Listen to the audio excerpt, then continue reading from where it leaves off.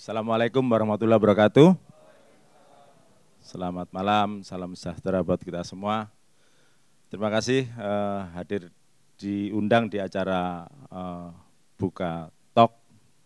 Kalau nengok sini Buka Bincang. Mungkin di antara pembicara-pembicara sebelumnya mungkin saya agak berbeda karena mungkin lebih banyak karyanya dan benar-benar soal bahasa Indonesia lebih kuat. Kalau saya mungkin agak belok sedikit tentang ketirtoannya. Tapi saya mau bicara yang lebih dulu, yaitu bagaimana gaya bahasa Mas Sabto sendiri. Saya tidak merasa yakin saya ahli bahasa, mungkin belum tentu bagus, tapi kalau soal kekaryaan saya kalah dulu sama anak saya. Jadi anak saya SMP sudah bikin buku, jadi saya ketinggalan. Nah, saya baru tahun 2011 baru bikin buku. Itu pun buku buku riwayat hidup detik.com sebagai media. Saya menulis tentang manajemen media online-nya.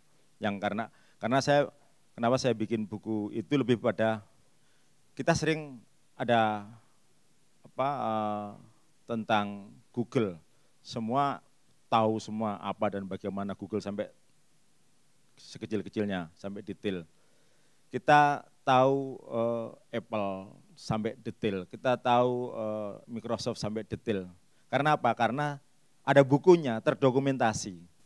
Nah, masa ada media yang menurut saya bagus pada waktu itu, kita tidak dokumentasikan.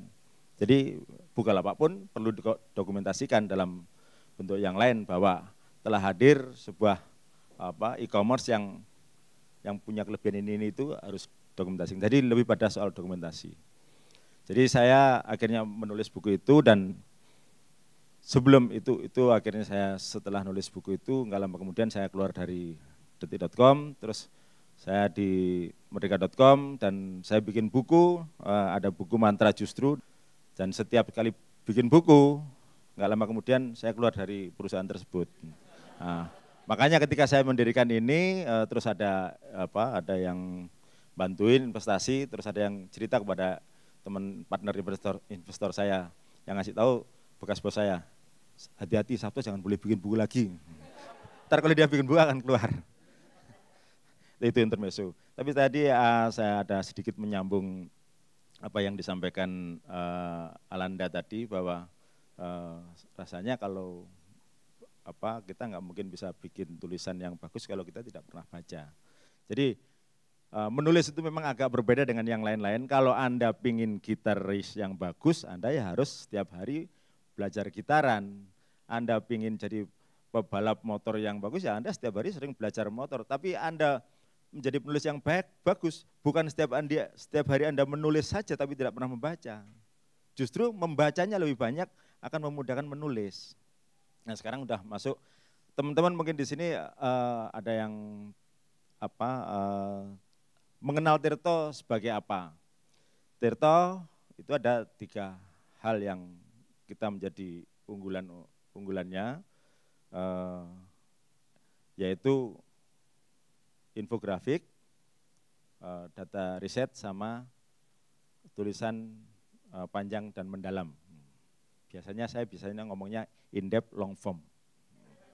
Nah, jadi kalau gini panjang dan mendalam, kalau begini in depth long form. Jadi itu menjadi ciri kami. Kok jadi agak kesini terus ini. Kami terus terang pernah bangga bahwa pernah dipuji sama Ivan Lanin dalam sebuah tweetnya, bahwa kita pakai dulu tapi arta, raga, dan rupa. Beda dengan media-media lain. Tapi setelah itu sudah ganti lagi Mas sekarang. Ya, kenapa sih kami bikin Tirto? Jadi pada tahun 2015 waktu itu di akhirnya ada wartawan senior Kompas, Bri Redana, dia merasa bahwa banyak media-media cetak sudah pada berguguran senjakala, tapi dia sebagai mewakili orang yang orang baby boomers mungkin atau generasi itu, dia merasa dia belum bisa pindah ke media online. Karena apa? Karena media online dianggap identik dengan berita yang hanya mengandalkan kecepatan. Nah, disitulah saya melihat berarti ada peluang untuk bisa memberikan tulisan-tulisan yang panjang, yang mendalam. Akhirnya kami bikinlah Tirto. Secara tidak langsung, mungkin tidak menjawab langsung itu, tapi saya menjawab dengan karya. Jadi saya cenderung kalau tadi disampaikan dalam bentuk yang pesimis, saya mengelaborasi yang ke optimis. Tirto menyajikan informasi berkualitas, berbasis fakta dan didukung data, analisa ditulis secara menarik, dilengkapi infografik agar mudah difahami pembaca. Jurnalisme yang kita anut sebenarnya jurnalisme presisi. Jurnalisme presisi itu adalah jurnalisme yang mengandalkan data untuk mengurangi kemungkinan-kemungkinan kesalahan fakta yang disampaikan. Maka ada data yang berupa primer, ada yang data yang sekunder. Dan bagaimana supaya kami bisa menyampaikan itu, ya kita punya formulasi, kita sampaikan dengan tulisan yang panjang, tapi dengan cara bercerita, pakai data. Banyak orang sering kejebak kalau nulis berkaitan dengan data, kayak tinggal naruh data gitu aja, tapi kita tidak, kita pakai bahasa yang lebih enak, lebih sastrawi, lebih bercerita, tapi data lebih enak. Sehingga walaupun tulisan panjang, orang tidak terasa bahwa dia telah membaca tulisan yang berat. Kita lengkapi dengan infografik dan kita ke depannya juga, sekarang sudah mulai banyak juga kita bikin dengan ada videografik. Ini kita kembangkan dari sisi kontennya, itulah cara penyajiannya adalah pakai jurnalisme presisi, data, tapi kita gabungkan dengan penyampaian yang sastrawi. Genre yang mengombinasikan jurnalisme dengan teknik yang lazim dipraktikkan dalam tulisan sastra. Jadi selama ini sastra hanya di fiksi. Nah, tapi kita jualan ini jualan fakta, bukan jualan fiksi. Ntar beritanya bukan berita karangan, tapi beritanya fakta. Kalau berita kan nggak boleh ngarang soalnya kan. Nah, makanya bagaimana fakta tetap bisa disampaikan dengan enak, tapi kita memakai dengan bahasa sastrawi. Jadi ini jurnalisme sastra dan konvensional tak serupa dengan jurnalisme biasa yang mengandalkan struktur piramida terbalik atau 5W1H. Kalau berita kan nggak boleh ngarang soalnya kan. Nah, makanya bagaimana fakta tetap bisa disampaikan dengan enak, tapi kita memakai dengan bahasa sastrawi. Jadi ini jurnalisme sastra dan konvensional tak serupa dengan jurnalisme biasa yang mengandalkan struktur piramida terbalik atau 5W1H. Kalau kita mungkin malah 4W sama W, H-nya yang terakhir W sama W, H-nya itu banyak sekali, panjang. Why, how-nya itu menjawab itu.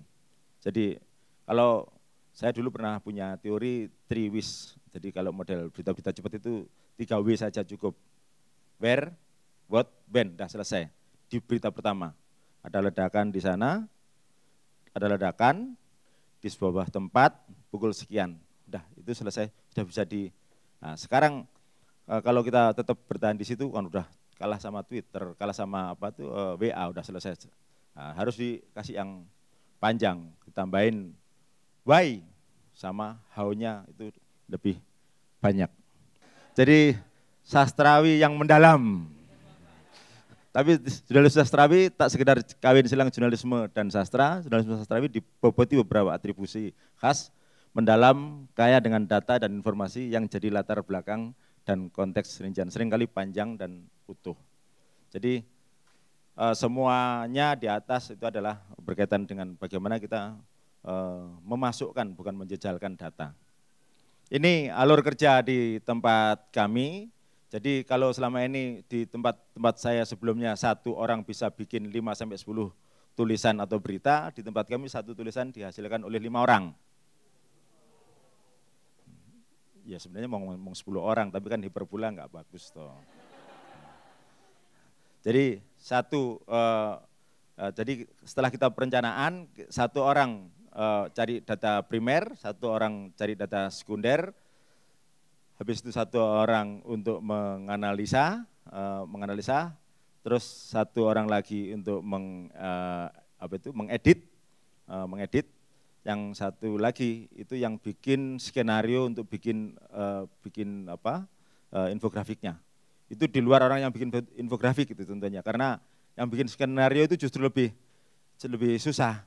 Kalau kita bisa cari banyak orang bikin infografiknya, tapi begitu dia menjalankan A sampai Z, dia pasti mumet, udah pokoknya saya langsung dibikinkan flow-nya, skenario-nya aja biar saya gambarnya cepat.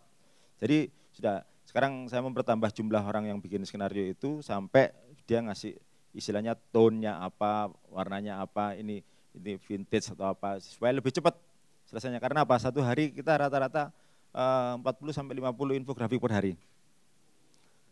Ini ada satu hal yang menjadi karena konten kita yang mendetail itu, maka Tirto mendedikasikan diri tiba-tiba menjadi media yang fact checking.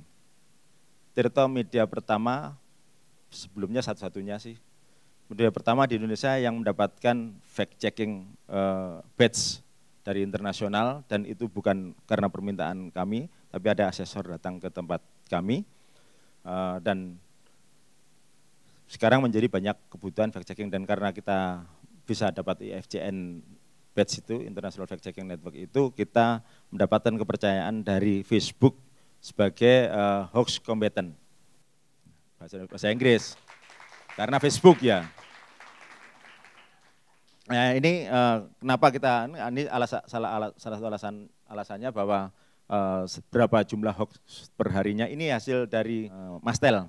Dan paling banyak di sini soal politik. Kalau yang lain-lainnya agak turun, yaitu soal soal kesehatan sama makanan biasanya. Ya ini bagian dari prestasi kami, kita dapat fact checking dan satu-satunya media yang pernah mendapatkan Adi Negoro, karena yang biasa mendapat Adi Negoro adalah penulisnya. Satu-satunya media yang mendapatkan Adi Negoro di Indonesia belum dalam waktu 1 tahun adalah Tirto. Tadi sedikit itu yang atas itu adalah contoh kami sebagai fact checking. Zohri memang memakai bendera Polandia. Jadi sudah banyak Zohri, karena di sini banyak semuanya dipolitisir. Begitu pas Zohri juara, kenapa kok pemerintah nggak hadir, nggak ada bendera dan lain-lain. Tapi Zohri akhirnya pakai bendera. Terus habis itu begitu pakai bendera, memang bendera siapa itu, bendera Indonesia apa Polandia? Semuanya udah dari pemerintah ngomong itu nggak usah dimasalahkan, itu bendera kita. Kita akhirnya wawancara dengan pasinya Polandia dan bilang yaitu bendera Polandia. Terus sampai kita tanya, bisa nggak ditemukan sama orang yang ngasih? Bisa, dikasih emailnya, wawancara, begitu sudah dikasih, orang yang dari Polandia bilang, ya itu saya yang ngasih bendera, saya yang masangkannya. Bener nggak kalau Anda yang memasangkannya? Coba Anda punya fotonya, kasih fotonya. Jadi tingkat ketidakpercayaan kita tinggi. Akhirnya demi memberikan kepercayaan kepada Anda, supaya Anda semakin percaya sama yang kami lakukan. Wah. Namanya juga bakul ya. Jadi akhirnya begitu yang ngasih bendera itu ada fotonya semuanya, dan bahwa memang bendera Polandia. Ini profil pembaca kami, dan sebagian besar profil pembaca kami adalah milenial, justru milenial walaupun tulisan panjang. Ini infografik kami, ini infografik yang sebenarnya orang sering tidak melihat bahwa di Tirto banyak commerce-nya, padahal di infografik kami banyak yang infografik ini. Yang paling kiri infografiknya sponsor handphone, yang tengah sponsor beasiswa dari British Council, yang paling kanan udah kelihatan ya, mobil. Jadi lebih baik saya jualan cari duit dengan cara begini daripada memenuhi halaman kami dengan banner. Ya kan? Jadi tetap memanusiakan pembaca.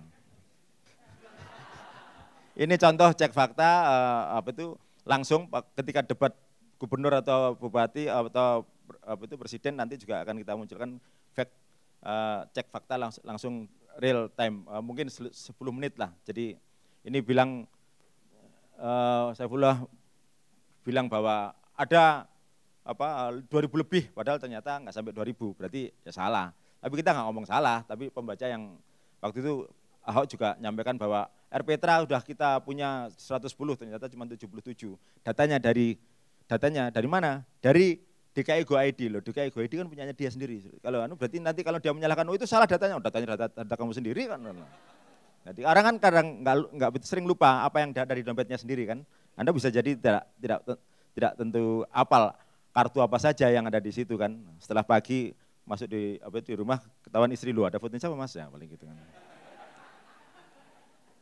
Ini juga yang lain, ini engagement kami, jumlah, kenapa saya sampaikan ini karena Tirto memang menyasar dua hal, satu adalah pengambil keputusan, yang dua milenial. Dari mana milenial? Makanya kita bikin banyak infografik.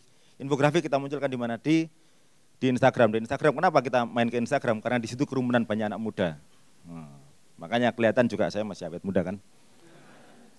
Ini yang bisa kami pesankan, bahwa kami tidak percaya dengan banyak hal, bilang katanya anak muda nggak suka baca yang panjang, katanya nggak suka, sukanya cuma instan, tapi ketika Tirto bikin ternyata sekarang urutan di Alexa kita nomor di 40, kemarin sempat 37 di Alexa, dalam waktu belum sampai 2 tahun. Demikian, terima kasih. Wassalamualaikum warahmatullahi wabarakatuh. Buka aja, Bukalapak.